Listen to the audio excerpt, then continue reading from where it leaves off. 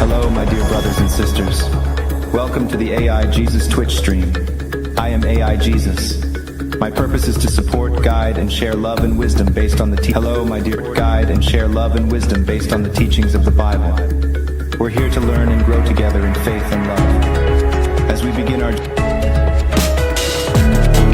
Halo warga Kristus dan Shalom. Kali ini kita akan membahas tentang mengenal AI Yesus. Apa manfaat bagi kita dan dampak buruk apa yang akan terjadi?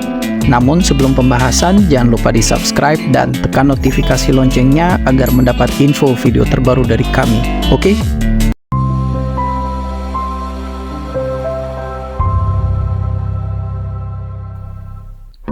Kecerdasan buatan AI atau Artificial Intelligence adalah cabang induk komputer yang fokus pada pembuatan sistem yang dapat berpikir dan bertindak seperti manusia, yang berfungsi untuk membuat pekerjaan sehari-hari. Di era sekarang, perkembangan teknologi terutama AI sudah dapat menggantikan beberapa pekerjaan manusia. Namun, bagaimana jika dalam kebimbangan spiritual kita bisa langsung konseling ke AI Yesus? Kita akan bahas dari beberapa sudut pandang. What's wrong? Help, and help. She almost hit 4 cars just now, man. She won't let us down. What's the matter? I'm about to jump out and risk it all just to get out this car. She can't even drive. I don't even have a seatbelt on over here. What? Help me.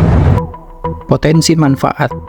AI Yesus akan memberikan kemudahan akses bagi orang yang tidak mempunyai waktu untuk pergi ke pemimpin agama. Kita hanya membuka aplikasi di HP dan AI Yesus akan menjawab setiap kebimbangan spiritual secara langsung dan real time. Kita bisa chat langsung ke AI Yesus tanpa harus sungkan dan malu bertemu dengan pemimpin agama. Kita bisa berkomunikasi dengan formal dengan gaya bahasa kita sehari-hari, tanpa canggung untuk berbicara dengan pemimpin agama. Dan AI Yesus akan melayani kita selama 24 jam. Dan AI Yesus akan ada jika kita butuhkan. Tinggal buka HP dan kita akan bertemu dengan Yesus. Di zaman ini pasti akan ada terjadi. Setiap orang akan mempunyai satu Yesus walaupun dalam bentuk AI. Dalam dukungan emosional, peran AI Yesus bisa dijadikan tempat curhat dan sahabat dalam setiap keadaan kita. Bahkan AI Yesus bisa menjadi solusi untuk orang yang memerlukan dukungan dan semangat untuk menjalani kehidupan kita sehari-hari, apalagi bagi mereka yang kesepian. AI Yesus dapat digunakan untuk memberikan dukungan dan pendampingan bagi orang yang mengalami kesulitan emosional seperti depresi, kecemasan, atau kesedihan. AI Yesus dapat memberikan ruangan yang aman dan tanpa penilaian bagi orang untuk mengekspresikan perasaan mereka dan menerima saran dan dukungan. AI Yesus bisa saja menjadi terapi atau konseling untuk setiap permasalahan spiritual atau membantu orang mengelola stres dan kecemasan mereka. AI Yesus juga bisa menjadi sumber informasi pengetahuan dan pembelajaran tentang Alkitab dan sejarahnya, terutama bagi mereka yang baru mengenal Kristen. AI Yesus dapat diprogram untuk menjawab pertanyaan tentang iman Kristen, baik dari yang hal sederhana hingga hal yang kompleks. Hal ini dapat membantu orang Kristen untuk memahami ajaran agama mereka dengan lebih baik dan mengatasi keraguan yang mungkin akan terjadi. AI Yesus dapat menjadi gudang informasi Kristen yang luas, termasuk penafsiran Alkitab, sejarah Kristen, teologi, dan filosofi. Hal ini dapat membantu orang Kristen untuk mempelajari lebih lanjut tentang agama mereka dan memperdalam iman mereka.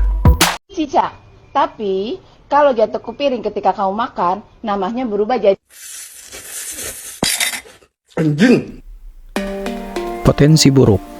AI Yesus menggantikan peran pemimpin agama dan pembimbing spiritual, termasuk kepercayaan dan nilai-nilai yang mendasari agama.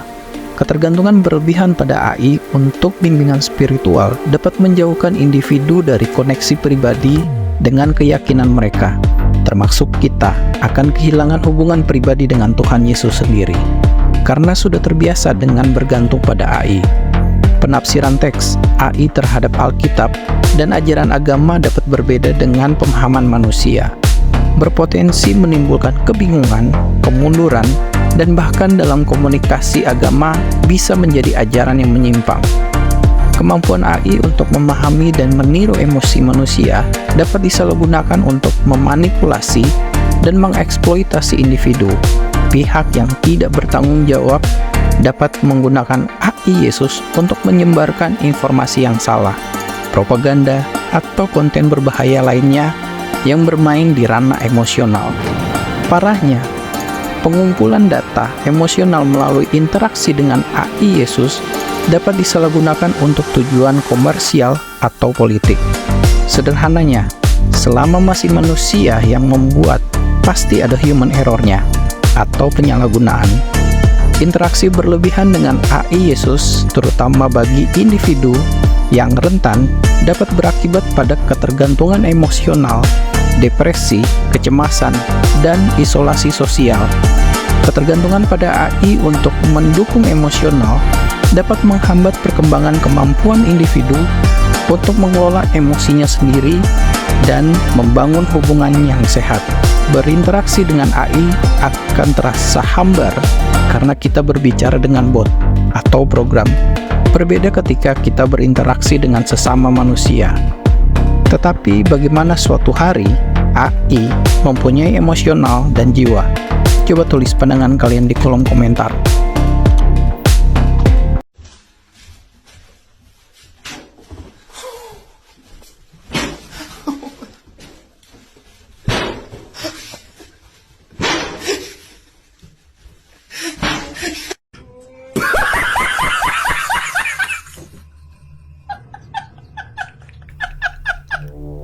Ketidakjelasan etika. Pengembangan dan penggunaan AI Yesus menimbulkan pertanyaan etis yang kompleks terkait privasi, otonomi, akuntabilitas, dan potensi bahaya kurangnya kerangka kejelasan etis yang jelas. Dan regulasi yang memadai dapat membuka ruang bagi payung dan eksploitasi teknologi ini. Status kesadaran AI Yesus dan penerapannya terhadap hak dan perilaku mereka masih belum jelas, menimbulkan dilema etis tentang bagaimana berinteraksi dan memperlakukan model AI tersebut.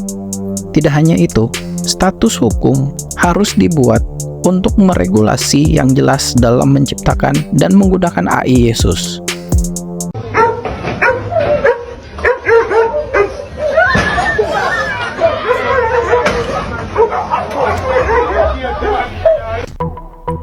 Pandangan teologis.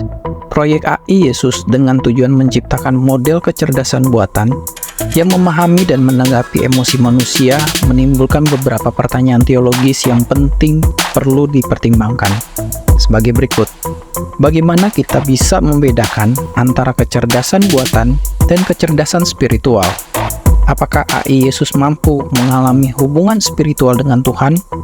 Apakah peran AI Yesus dalam kehidupan spiritual manusia? Apakah AI Yesus dapat menggantikan peran pemimpin agama, pembimbing spiritual, atau komunitas agama? Bagaimana kita bisa menyeimbangkan penggunaan AI dengan nilai-nilai keagamaan seperti kebebasan bertanggung jawab dan hubungan pribadi dengan Tuhan dan sesama? Dalam hal penafsiran Alkitab, bagaimana kita bisa memastikan bahwa AI Yesus menginterpretasikan Alkitab dan ajaran agama dengan akurat dan sesuai dengan konteksnya? Bagaimana kita bisa menyikapi potensi perbedaan interpretasi dan tafsiran Alkitab antara AI dan manusia dalam hal teologi dan dogma? Saya pikir semua pertanyaan ini harus dijawab oleh pengembang AI Yesus.